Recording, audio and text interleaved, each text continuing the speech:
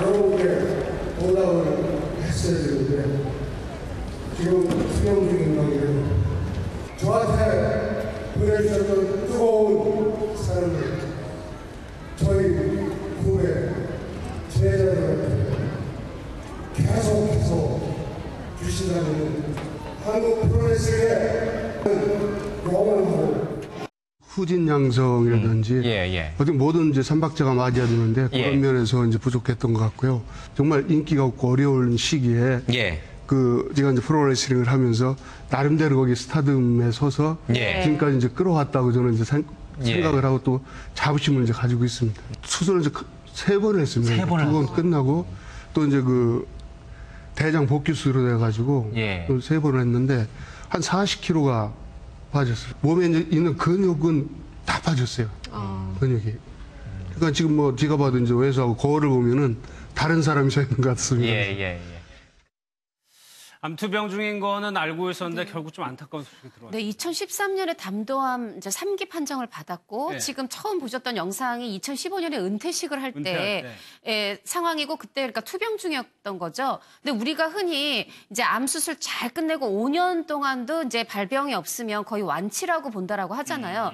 하다 보니까 2013년에 발병을 했었고 지금 2018년이다 보니까 본인이 지난 5월에 나와서 이 암에 대해서 이렇게 가볍게 얘기할 수는 없지만 완치라고는 할 수는 없지만 거의 지금 다 완치가 됐을 지경이다 하면서 그래서 후진양성에도 힘쓰고 있고 뭐 식이요법 하면서 적당한 운동하면서 건강 뭐 많이 호전됐다 이렇게 알렸는데 그렇게 알리고서 불과 3개월 만에 다시 똑같은 담도암이 재발을 해서 그래서 이제 투병 중이었는데 이렇게 투병 중에 치료 중에 급작스럽게 유명을 달리하셨다고 소식이 들려와서 많은 분들이 놀라고 안타까워하고 있습니다. 손 부사님 인터뷰를 보니까 올해 5월에 인터뷰한 내용인데 그때까지만 하더라도 기대와 희망을 좀 품고 있는 내용이었어요. 네, 그렇습니다. 그리고 뭐 많이 호전돼서 뭐 몸무게도 100g으로 다시 됐고 거의 다 나았다고 볼 수 있다. 그러면서 후진양성도 하고 있고 식이요법과 적당한 운동을 하고 있다. 건강을 되찾았다. 그렇게 이제 마지막 방송을 했었는데 그로부터 3개월 후에 이렇게 슬픈 소식이 건네졌고요. 어떻게 보면 한국 프로레슬링계의 어떻게 보면 전설, 거장이라고 이야기할 수 있을 정도로 은퇴 이후에도 지속적으로 후배들 양성하고 여러 가지 프로레슬링 부분을 이제 다시 국민들한테 많이 사랑받게 하기 위해서 굉장히 노력하는 많은 모습을 보였는데 아마 건강을 되찾았다라고 마지막 방송할 때도 몸은 좋지 않았을 거지만 워낙 또 팬들에게 또 프로레슬링 대 후배들한테 어떤 정신적인 지주의 역할을 하다 보니까 조금 건강한 모습, 어떤 자신감 있는 모습을 보이고자 그렇게 얘기하신 건 아닐까라는 생각이 들고요. 더군다나 더 존경스러웠던 것이 수술 들어갈 때 내가 만약에 잘못되면 내 장기를 기증하겠다 이런 얘기도 했었거든요.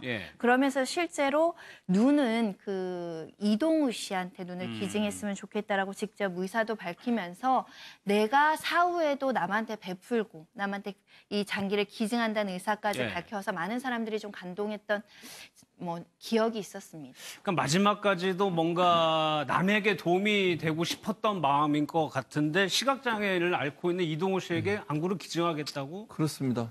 문자를 보냈어요. 그게 이제 방송을 탔는데 이게 이동우 씨 망막 색소 변성증을 앓고 있으셔서 시력이 잃으셨잖아요.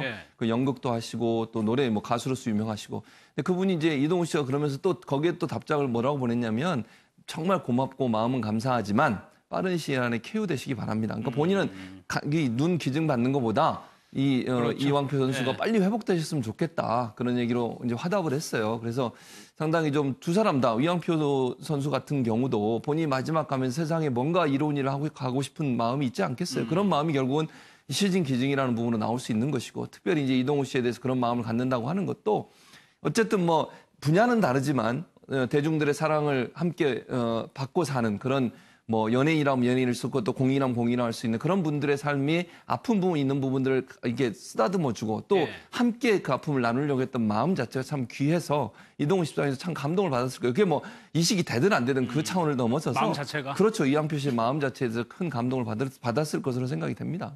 근데 고인이 마지막까지 충분히 은퇴하고도 남을 나이에도 계속 레슬링을 했던 게 레슬링을 조금이라도 좀 더 알리고 싶다 이런 거 아니었나요?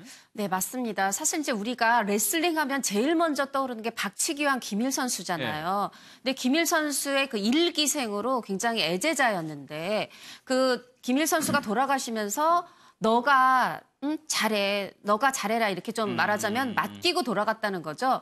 근데 사실 김일 선수부터 시작해서 이양표 선수까지는 우리가 생각해보면 레슬링이 좀 우리 곁에 있었어요. 그랬죠. 그리고 이양표 선수가 스타였고 우리가 그 이름을 좀 다 알았습니다. 그리고 이양표 선수가 실제로 세계 각종 대회에 여러 그 타이틀 매치 헤비급 챔피언을 네, 그 보유하고 있었고 하다 보니까 정말 스타였는데 그 이후에 어떻게 보면 스승의 말을 내가 좀 못 지켰다고 생각하는 거죠. 나를 이어서 또 다른 스타 레슬러를 키우지 못했고 이런 부분들이 그래서 어떤 세계 레슬링에 있어서 한국 레슬링의 위상을 내가 지키지 못했다. 이런 또 본인 스스로는 그런 이제 그 내가 스승이 주신 숙제를 못했다. 이런 마음을 가지고 계셨습니다. 뭐 60, 70년대, 80년대 초반까지만 해도 레슬링, 권투, 특히 레슬링은 우리의 삶의 희망이었고 그거 엄청난 기쁨을 주는 그런 거였는데 어떤 그 같은 선수 중에 한 분이 레슬링은 쇼다 하는 바람에 그냥 한꺼번에 무너져 버렸는데도 불구하고 그것을 그 명맥을 유지하기 위해서 굉장히 노력을 했고 2010년 그러니까 불과 8년 전까지만 해도 밥셉이라고 해서 세계적으로 유명한 격투기 선수하고 장충체육관에서 붙기도 하고 그러면서 레슬링을 부활하려고 굉장히 노력을 많이 했죠. 근데 이제 뭐 굉장히 노력을 하고 다 했지만서도 저변이 없다 보니까 이게 활성화가 안 됐고 또 미국식화되지 못하고 격투기에 밀리고 뭐 그러다 보니까 조금 아쉬운 끝을 맺었지만 그래도 최선을 다한 그런 챔피언이었죠. 그러니까 당시 제가 어렸을 때까지인 것 같아요. 그때까지만 하더라도 프로레슬링 하면 최고의 스포츠. 그럼요. 그때 당시에는 다른 스포츠도 거의 없었어요. 저 프로레슬링 엄청났죠. 뭐 시청률을 거의 뭐 많은 부분 잡아먹을 정도로 저거 한다고 하면 TV 앞에 앉아가지고 김일 선수 나와서 박치기 하면 얼마나 또 환호를 했습니까? 우리 뭐 다른 나라 선수들을 제압하는 모습을 보면서 우리 국민 모두가 카타르시스를 느꼈던 그 당시 유양표 선수는 뭐 김일 선수의 1호 수제자 아니겠습니까? 그런 차원에서 본다고 하면 우리 국민들에게 너무나 기쁨과 즐거움을 줬던 분이에요. 그게 뭐 짜고 하든 뭐다 하든 저는 상관없다고 봐요. 그게 중요한 게 아니잖아요. 그게 비록 연기라 하더라도 얼마나 국민들한테 시원함을 선사해 줬습니까? 그 당시에 우리 국민들이 별로 놀거리도 없고 즐길 거리도 없는 상황이었어요. 레슬링이 유일하게 정말 꿈과 희망을 줬던 그런 시대였고 엄청난 인기를 누렸었죠. 김일 선수든 이왕표 선수든. 그래서 이제 그게 시대가 바뀌면서 프로레슬링이라고 하는 종목 자체가 이제 인기를 별로 얻지 못하는 시대가 되면서 이렇게 됐는데 이양표 선수의 잘못이라고 저는 보지 않고요. 사회가 변화되면서 놀거리가 너무 많아졌어요. 이제 즐길 거리가. 그러다 보니까 프로레슬러에 대한 관심이 줄어들게 됐고 본인의 스승이신 김일 선수가 부탁하셨던 걸 본인이 그걸 못해서 나중에 천국 가면 야단 들을 것 같다 이런 얘기 하셨는데 야단 들을 것 같이 생각하지 않고요. 저는 저렇게 마지막까지 프로레슬러의 성공을 위해서 또 명맥을 유지하기 위해서 노력하셨던 부분이 칭찬받을 부분이라고 생각을 합니다. 그러니까 이양표 선수도 너무 심리적으로 그렇게 부담을 가질 필요가 없을 것 같아요.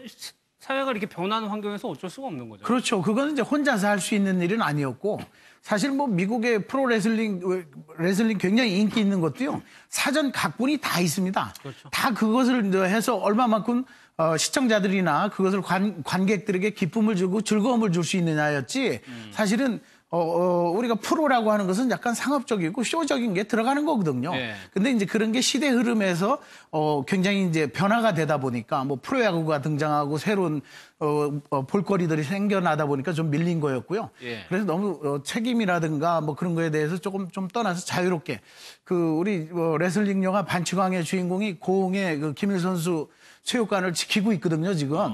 근데 이제 이양표 선수 같은 경우도 후배들이든 주변에서 해서 그 뜻을 기를 수 있는 그러한 것들을 좀 생각을 해봐야 되겠죠. 그리고 우리는 이제 인기 스포츠 종목이 바뀌면 그 전 우리 국민들을 다 즐겁게 했던 스포츠에 대해서 너무 한꺼번에 등한시를 해요. 그냥 잊어버리죠. 하다 보니까 이양표 선수가 50대까지 본인이 그나마 링에 올라야 되는 거죠. 아무리 후배를 키워도 후배가 무대에 올랐을 때보다 이양표 선수가 올랐을 때 우리가 기뻐했던 그러니까 그런 부분에 있어서 계속 선수층을 우리가 계속 뭐 저변을 확대해 갈 필요까지는 없겠지만 어느 정도의 명맥을 유지하는 부분에 저는 사실 그런 부분에도 좀 혈세가 쓰여졌으면 하는 그런 마음입니다. 알겠습니다.